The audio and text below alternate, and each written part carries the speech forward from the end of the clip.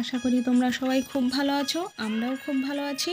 চ্যামেলি lifestyle চ্যানেলে জানাই তোমাদের সবাইকে স্বাগত। আজকের আমি তোমাদের সঙ্গে শেয়ার করব মটরশুঁটির বড়ি। তাহলে কি করে আমি মটরশুঁটির বড়ি দিচ্ছি চলো দেখে নেই। এখানে আমি বিউলির ডাল নিয়েছি। তোমরা চাইলে মুগ ডাল বা ছোলার ডাল যে কোনো ডাল দিয়ে এই রেসিপিটি বানিয়ে নিতে পারো। ডাল বাটা হয়ে গেলে গ্যাসে জল গরম করতে দিয়েছি। জল গরম হয়ে গেলে ধুয়ে রাখা মটরশুঁটিগুলো দিয়ে দেব। বন্ধুরা, তোমরা এখানে চেষ্টা করবে মটরশুঁটির দানাগুলো একটু বড় দেখে নেওয়ার।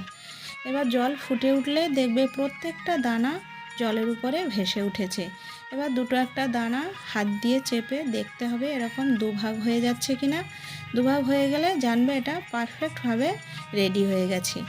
এবার গ্যাসটা বন্ধ করে দিয়ে মটরশুঁটির জল ছাড়িয়ে এটা ভালো করে ঠান্ডা করে নিতে হবে।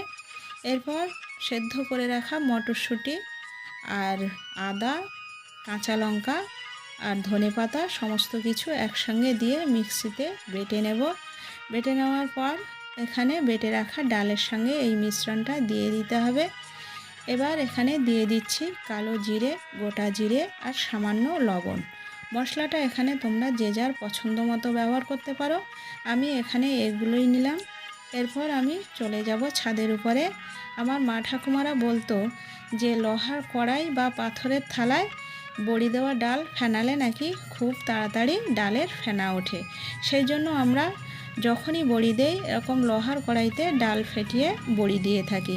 তোমরাও চাইলে এরকম লোহার কড়াই বা পাথরের থালায় ডাল ফেটিয়ে নিতে পারো। আজকে দেখো আকাশে ঝলমলে রৌদ্র উঠেছে।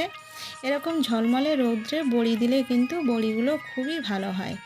এবার সমস্ত কিছু মিশ্রণ একসঙ্গে ভালো করে মিশিয়ে নিয়ে অল্প অল্প জল দিয়ে একই দিকে একইভাবে হাত ঘুরিয়ে ঘুরিয়ে ডালটা ভালো করে ফেটিয়ে নিতে হবে। আমাদের চ্যানেলটি যদি ভালো লেগে থাকে অবশ্যই একটা লাইক করবে, চ্যানেলটি সাবস্ক্রাইব করে আমাদের পাশে থাকবে।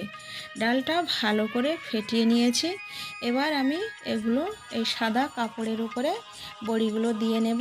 তোমরা চাইলে স্টিলের থালা বা টিনের উপরে তেল মাখিয়ে বড়িগুলো এইভাবে দিয়ে নিতে পারো।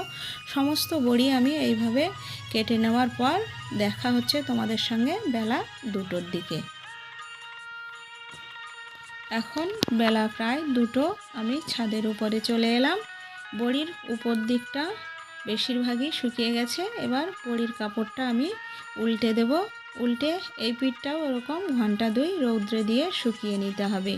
বড়ির কাপড় একবার সোজা পিঠ একবার উল্টো পিঠ করে এইভাবে উল্টে পাল্টে বড়িগুলো শুকিয়ে নিতে হবে। বড়ি শুকিয়ে গেলে কাপড় থেকে তুলে কৌটায় ভরে সংরক্ষণ করে রাখলে 2-1 বছর খুবই ভালো থাকে। বড়িগুলো দেখো একটু হালকা রং হয়ে গেছে। তোমরা এই সমস্ত বড়ি নিরামিষ যে কোনো সবজিতে বা মাছের ঝোল বা মাছের ঝালে দিয়ে রান্না করে খেয়ে দেখবে, খুবই ভালো লাগে। রেসিপিটি যদি ভালো লেগে থাকে অবশ্যই একটা কমেন্ট করে জানাবে তোমাদের কেমন লাগলো। এখন শীতের সময় মটরশুঁটি প্রচুর পরিমাণে পাওয়া যাচ্ছে। তোমরা একবার হলেও এই রেসিপিটি ট্রাই করে দেখতে পারো। তবে ভিডিওটি আমি এখানেই শেষ করছি। তোমরা ভালো থাকবে, সুস্থ থাকবে। দেখা হচ্ছে আবার পরের ভিডিওতে। আজ তবে এইটুকু থাক, বাকি কথা আবার পরে হবে।